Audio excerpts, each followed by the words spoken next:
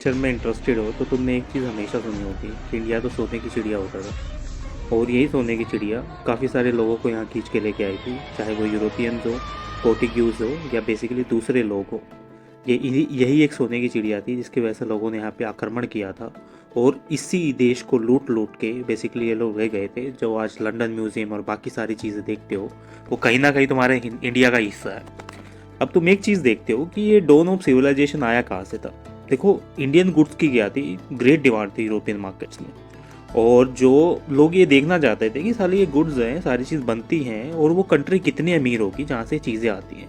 Precious stones थे आपके, silk थे, सेलिसियस थी जो कॉटन फैब्रिक होता है, स्पाइसेस थी, ये इंडिया से जाता था यहाँ पे। और इसके बदले बेसिकली पैसा आता था और इसी चीज़ का टाइम पे मुगल पीरियड में चल रहा था।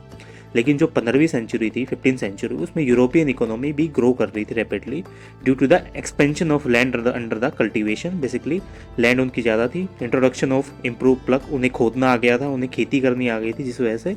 और जो scientific rotation of the crops था, ये चीज़ पता चल गई थी किस टाइम पे कौन सी क्रॉप लगानी है और कैसे करना है। जिसकी वजह से क्या था कि सप्लाई ऑफ मीट है वो काफ़ी बढ़ गई थी। और मीट को अब कुक भी करना है और प्रिजर्व करना है, तो भाई इस चीज़ को कैसे किया जाए, तो उसके लिए स्पाइसी चाहिए, मसाला चाहिएगा, क्योंकि मसाले से ही मैं यहाँ पे चीज़ें बना के रख सकता हूँ। अब जो ओटोमन एम्पायर थी उस टाइम पे काफ़ी पावरफुल थी, 1451 से 1520 के टाइम पे। और जो ओटोमन टर्क्स थे, और बीच में यूरोप हो गया आपका, बीच में मिडिल ईस्ट पड़ता है, मेडिटेरियन सी, और यही एक ट्रेड रूट होता था जो इंडिया की तरफ आता था। या दूसरा ट्रेड रूट रेड सी से निकलता था। और दोनों ही चीज़ें क्या है, मिडल ईस्ट से निकल रही है और जहाँ पे ओटोमन टर्क्स का कब्जा है। अब जो ज़रूरत थी बेसिकली यूरोपियंस के लिए ये चीज़ थी, वे ओटोमन घुसने तो देंगे नहीं, क्योंकि इंडिया में क्या है, अरब लोग, उनका ट्रेडिंग है, अभी मुस्लिम लोग ट्रेड कर रहे हैं, मुगल्स कर रहे हैं, तो वो अंग्रेज़ों को क्यों आने देंगे। और वो लोग क्या करते थे, मिडिल ईस्ट से लोग घुसने की कोशिश करते थे तो घुसने नहीं दिया जाता था, ताकि उनकी मोनोपोली वहाँ बनी रहे। इसी नेसेसिटी डिस्कवरीज को बेसिकली करने के लिए यूरोपियंस ने क्या है, सी रूट खोजा कि बहुत सी अफ्रीका के नीचे से कोई सी रूट खोजा जाए जहाँ तक इंडिया तक पहुँचा जा सके। अब जो साइंटिफिक इन्वेंशन थी नोटिकल इंस्ट्रूमेंट की, लाइक कंपास और एस्ट्रोलब, ये चीज़ बनाई गई जो काफ़ी नेविगेशन को सेफ बना देती थी, जिसकी वजह से बेसिकली आपकी मैरीटाइम एक्टिविटीज़ काफ़ी कम हो जाती थी। और ये चीज़ें यूरोपियन इन्वेंशन नहीं थी, लेकिन उनके पास थी ये सारी चीज़ें। अब जो पुर्तगाल और स्पेन थे उस टाइम पे, जो रोमन कैथोलिक स्टेट्स थी स्पेन और पुर्तगाल की, वो बेसिकली दो मोस्ट वेल इक्विप्ड नेशंस थे नेवल एक्सपीडिशन। बेसिकली नेवल की ने पावर हासिल थी, लोगों ने इस चीज़ को महारत कर ली थी। अब जो नेसेसिटी थी discovery of the direct sea route की इंडिया में, वो ज़रूरी थी। और जो पार्ट ऑफ द वर्ल्ड था वो बेसिकली यूरोपियंस इस चीज़ को जानते थे कि भाई 1492 तक ये खाली यूरोप ही है, इसके अलावा इंडिया कुछ है नहीं। लेकिन इन लोगों ने इस चीज़ को खोजना शुरू किया कि भाई आती कहाँ से ये चीज़ें। अब एक चीज़ तुमने देखा कि तुम कैनरी आइलैंड से नीचे घूम के आ गए और इंडिया में तुम पहुंच जाओगे, ये चीज़ उन्होंने लगाई। जो प्रिंस हेनरी थे उस टाइम के, उन्होंने ऑब्सेस किया idea of finding a sea route to India.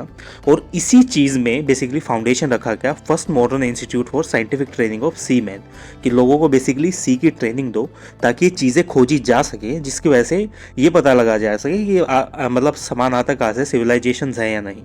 Afonso we था जो 1438 से 81 के बीच में, जोन सेकंड था 1481 से 1495 के बीच में, और पोर्तगाल में प्रिंस हैवी द नेविगेटर था।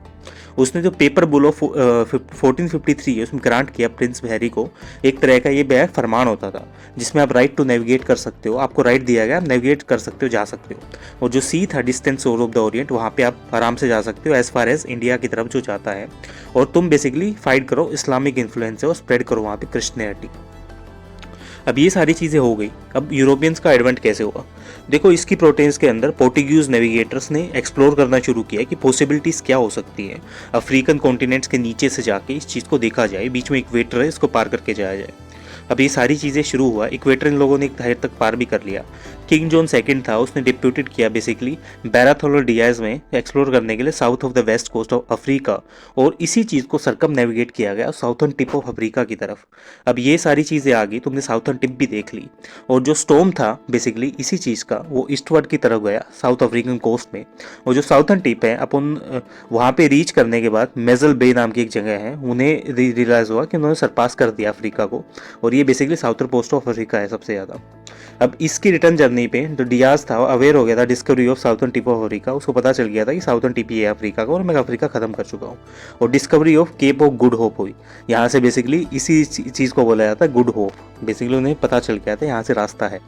अब जो क्रूशियल मोमेंट था मेरे टाइम एक्सप्लोरेशन में ये चीज़, और जो इवेंट है डेमोन्स्ट्रेट करता है कि पॉसिबल है अब एडवेंट करना south tip of the Africa by sea, ये चीज़ें पता चल गई।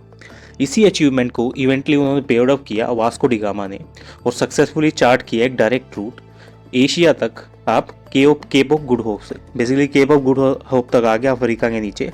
अब जो 1847 में आपने 1487 में तो डिस्कवरी कर ली केप ऑफ गुड होप की, अब तो मीडिया की तरफ जाओगे, और उसके डायरेक्ट रूट बना दिए वास्को डिगामा ने। अब ये सारी चीज़ें शुरू हो गई थी, और बेसिकली उन लोगों ने सेल करना शुरू भी कर दिया, वहाँ से जाना शुरू कर दिया, और वो लोग रीच कर रहे थे India by sailing the west across the Atlantic sea. इसी चीज़ में उसने दिमाग लगाया क्रिस्टोफर कोलंबस ने, जो नेविगेटर था, और उसने ये चीज़ें देखी कि अगर हम यहाँ से सेल करते हैं तो वहाँ तक पहुँच पाएंगे या नहीं। अब जो डिस्कवरी थी, एक बिलीफ था कि यहाँ पे ज़्यादा आइलैंड है south west of the Canary islands की तरफ, और इसी तरफ जाया जा सकता है।